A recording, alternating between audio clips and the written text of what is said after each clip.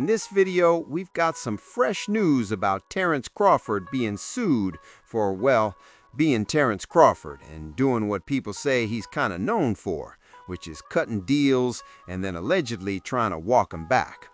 So let's get into why he's now facing a lawsuit for a couple of $1 million in this video. Alright, welcome back to the channel. It's your boy Feignin, and I'm making this video because this is a topic I've been talking about for the last few years now, Terence Crawford's business ethics. A lot of this discussion has come up because of what we've seen around boxing matches, negotiations, and situations like the Errol Spence talks, plus other things we've heard over time. And now, as Terence Crawford retires, here we go again with another situation. And I always say this, when someone shows you who they are, believe them. I'm pretty sure several people have dealt with Terence Crawford and wish they hadn't. But before we dive all the way into that, let me welcome you back to the channel. If you're new here, please take a second to hit that subscribe button and tap the bell so you get notified when we drop new videos. And if you've been rocking with me for a long time, thank you so much for the support. It really does make a difference. Now let's get into it. Terence Crawford. This story comes from TMZ, and yes, the same TMZ that somehow hasn't said much about Gervonta Davis and certain videos connected to him. But TMZ is reporting on Terence Crawford, so I'm going to assume there's at least some accuracy here.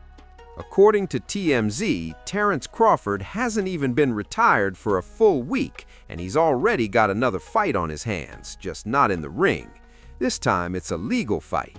The legendary boxer is being sued by a well-known jeweler who claims Bud lied to him and did him dirty. In a lawsuit filed on December 18 and obtained by TMZ Sports, the 38-year-old Crawford is accused of contacting Mazza, New York back in February 2024 for several custom pendants for himself and his team. According to Mazza, while Crawford was in the store, he became interested in a $139,000 Patek Philippe Aquanaut watch. But instead of paying for it outright, Mazza claims Bud suggested a different deal. The claim is that Crawford would put down $35,000 up front and cover the remaining balance by promoting the jewelry store on his trunks during a fight. Mazza says he agreed to that arrangement. However, when Crawford's August 24 fight against Israil Madrimov took place, the jeweler claims the logo had completely fallen off by the fourth round. Mazza claims Crawford and his team acknowledged they didn't fully live up to the agreement and promised to make it right in the next fight, which was supposed to be against Canelo Alvarez.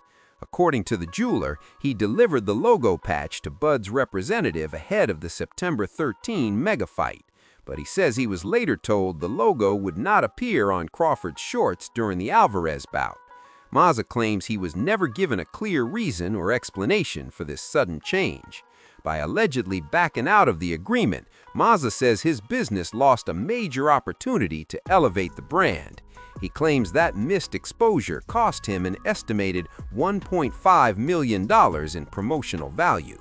And that figure is exactly what Mazza says he's seeking at minimum, on top of additional damages. So, let's break this scenario down again. Bud allegedly strikes a deal with a high-end jeweler. The jeweler reportedly knocks over $100,000 off the price of a watch, all in exchange for a logo patch being displayed during a fight. The patch shows up, but then falls off mid-fight. And apparently that was enough for Bud. In Bud's mind, it's like, hey, it was on there for 4 rounds, that counts. But to me, that sounds familiar, because we've seen this same pattern play out in multiple other situations involving Bud Crawford. Over the course of his career, a lot of people have been left hanging in business deals with this guy, from Errol Spence Jr. to Canelo. Even what just happened with the WBC adds to that list. Bud negotiated the sanctioning fees hard.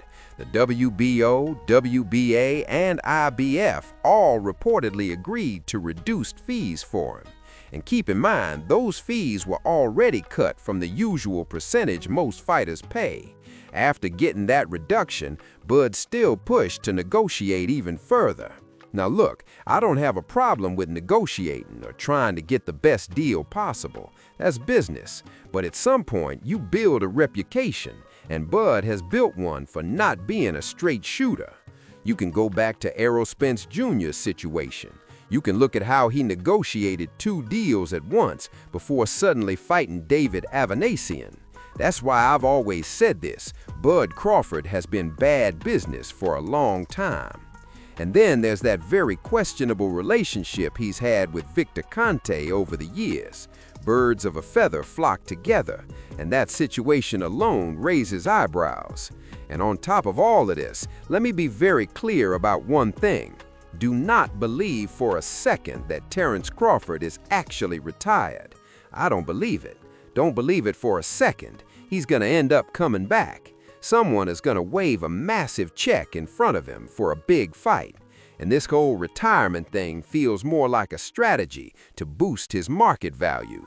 He becomes scarce, and suddenly he can pop back up for a mega fight whenever he wants, right? Anyway, over the course of his life, he'll have made a ton of money, but at the same time, he'll also have burned a lot of people along the way.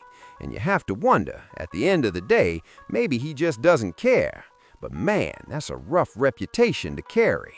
There's honestly nothing shocking about this accusation at all, not even a little bit. And I already know people are gonna believe it. Why? Because so many people have said the same things about Bud over the years. Bob Arum said it too. He literally said he lost enough money on Bud to buy a mansion in Beverly Hills.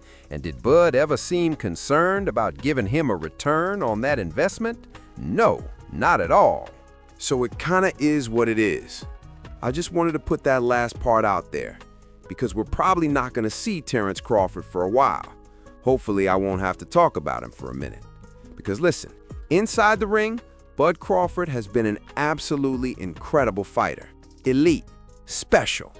But everything outside the ring, from the business dealings to the Victor Conte Association, to him blowing up and looking like boxing's version of Barry Bonds, nah, I'm not really feeling that. But anyway, that's my take on it. Let me know what y'all think in the comments. And with that, I'm out. Deuce.